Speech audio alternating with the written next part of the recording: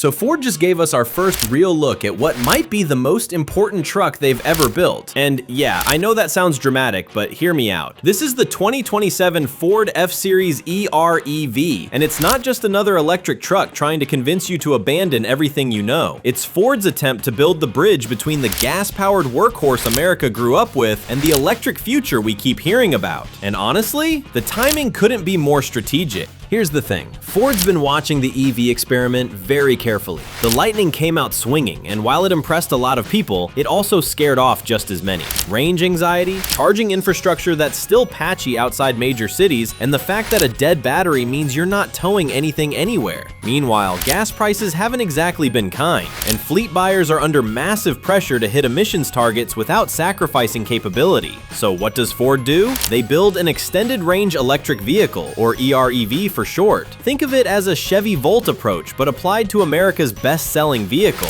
You get electric driving for your daily commute and errands, but there's a gas engine on board that acts as a generator when the battery runs low. No range anxiety, no compromises. At least that's the pitch. And to be honest, this might be exactly what the truck market has been waiting for, because while EV purists might roll their eyes, real-world truck buyers just want something that works every single day without planning their life around a charging station. Now, from what Ford has officially shown us, the design language here is definitely evolutionary, not revolutionary. This isn't some cyberpunk reimagining of what a truck should be. It's clearly an F-Series, and that's intentional. Ford knows their customer base isn't looking for a science project in the driveway. What we're seeing is a slightly more aerodynamic front end, a revised grille that's less about cooling a massive V8 and more about optimizing airflow for efficiency, and some new LED lighting signatures that give it a modern edge without going overboard. Reports from Motor Trend and Car and Driver suggest we might see an optional active grille shutter system and even underbody panels designed to smooth out airflow, which would be a first for the F-Series in this kind of configuration. The wheelbase appears unchanged, which means existing owners won't feel like they're stepping into foreign territory, and that's smart. Ford's not trying to alienate the loyal base, they're trying to evolve with them. One thing that's been confirmed is the unique badging. You'll know this is the EREV model from a mile away, not because it looks wildly different, but because Ford wants you to know what you're driving. It's a statement. It says, yeah, I care about efficiency, but I'm still towing my boat this weekend. Step inside, and this is where Ford's really been spending their R&D budget. The centerpiece is a massive 15.5-inch touchscreen running the latest sync system, which Ford has officially confirmed comes standard across all EREV trims. Apple CarPlay and Android Auto? Both wireless, both standard. Thank you, Ford, for not making that a $500 option. The digital instrument cluster is a 12-inch display that can be configured to show you exactly what you want. Battery range, gas range, power flow, all of it. And here's the kicker, it actually makes sense. No diving through 6 menus to find out how much charge you have left. Now, reported details from Motor One suggest the upper trims might get a heads-up display and a Bang & Olufsen sound system, but Ford hasn't officially confirmed those yet. What they have confirmed is that the cabin materials are a step up from the current generation. We're talking real stitching, soft touch surfaces where your hands actually go, and an overall fit and finish that feels like Ford's finally taking interior quality as seriously as the Germans do. Storage? It's a truck. There are bins everywhere. Cup holders that'll actually fit your oversized gas station coffee. A massive center console that could probably fit a laptop and your lunch. The back seat in the Super Crew configuration has been reported to offer best-in-class legroom, and if you've ever tried to fit a car seat back there, you know why that matters. Cargo bed length options appear to be the same as the current F-150 lineup, so you're looking at 5.5 foot, 6.5 foot, and 8-foot bed options depending on configuration. Alright, let's talk about what's under the hood, or more accurately, what's under the hood and in the floor. Ford has officially confirmed this EREV system uses a turbocharged 2.3-liter 4-cylinder engine, but it's not driving the wheels. It's a generator. The actual propulsion comes from dual electric motors, one on the front axle, one on the rear, giving you all-wheel drive all the time. Combined output is reported to be around 430 horsepower and 570 pound-feet of torque, though Ford's keeping final numbers close to the vest until closer to launch. Here's what that means in the real world. You're getting instant torque off the line like an EV, but when that 30 kilowatt-hour battery runs down after about 60 miles of pure electric driving, and that's the reported range, not confirmed yet, the gas engine kicks on and keeps you going. Total range with a full tank and full battery? Reports suggest somewhere north of 500 miles. That's legitimately impressive. You could drive from Dallas to Houston and back without stopping for anything but coffee. Towing capacity is where things get interesting. Ford hasn't released official numbers yet, but reports from Car and Driver are pointing toward a max tow rating around 10,000 pounds, which is less than a gas-powered F-150 with the 3.5-liter EcoBoost, but more than the Lightning. And because you've got that gas generator, you're not losing half your range when you hook up a trailer. That's huge for anyone who actually uses their truck like a truck. Fuel economy in hybrid mode is rumored to be somewhere in the mid-30s miles per gallon combined, which would make this the most efficient F-Series ever built by a pretty wide margin. In pure EV mode, you're looking at the equivalent of over 80 mpge. But to be honest, most people are gonna run this thing in hybrid mode most of the time and just enjoy not stopping for gas every 300 miles. Now let's talk money, because this is where Ford either nails the landing or crashes hard. Official pricing hasn't been released, but industry reports and analyst predictions are pointing toward a starting MSRP around $58,000 for the base XLT trim. That's before destination charges, which will probably add another $1,800 or so. For context, that's about $6,000 more than a comparable gas-powered F-150 XLT, but you're also getting technology that didn't exist in a truck until about 5 minutes ago. The mid-level Lariat EREV is expected to land somewhere around $65,000, and if you want the full boat platinum or limited trim with every bell and whistle, reports suggest you could be pushing $80,000. Is that expensive? Yeah, but compared to a Rivian R1T starting at $73,000 or a GMC Sierra EV Denali flirting with $90,000, Ford's playing the value card pretty hard. Here's the reality. If you were already considering an F-150 hybrid or even looking at the Lightning but couldn't quite pull the trigger because of range concerns, this EREV lands right in that sweet spot. You're getting most of the benefits of electric driving without the compromises that have kept mainstream truck buyers on the sidelines. Ford has officially confirmed that the 2027 F-Series EREV will be revealed in full this spring, with production starting late summer at their Rouge Electric Vehicle Center in Dearborn. Reported dealership arrival is being targeted for fall 2026, which means if you're serious about one of these, you should probably start talking to your dealer now. Early reports suggest demand is going to be strong, and knowing Ford's track record with new launches, there'll probably be some initial supply constraints. So who's this truck for? Honestly, it's for the person who wants to feel good about their environmental impact without giving up the utility that made them buy a truck in the first place. It's for fleet managers who need to hit sustainability targets but can't afford downtime. It's for the contractor who drives 40 miles to the job site every day but needs to haul equipment when they get there. It's for the weekend warrior who wants silent electric power for camping but also needs to tow a travel trailer 300 miles without planning their route around fast chargers. Who should skip it? If you're towing max capacity every single day, a traditional gas or diesel F-150 is probably still your best bet. If you've got home charging and you never tow, the Lightning might actually make more sense and save you some money up front. And if you're ideologically opposed to anything with a plug, well, Ford's still making plenty of trucks for you. But here's my take. This might be the most important truck Ford launches this decade. Not because it's the fastest or the most powerful or even the most advanced, but because it's the one that might actually convince the average truck buyer that electrification doesn't mean compromise. And in a market this competitive, that's everything. So what do you think? Is the EREV approach the future of trucks? Or is it just a stopgap until charging infrastructure catches up? Let me know in the comments because I'm genuinely curious where the truck community lands on this one.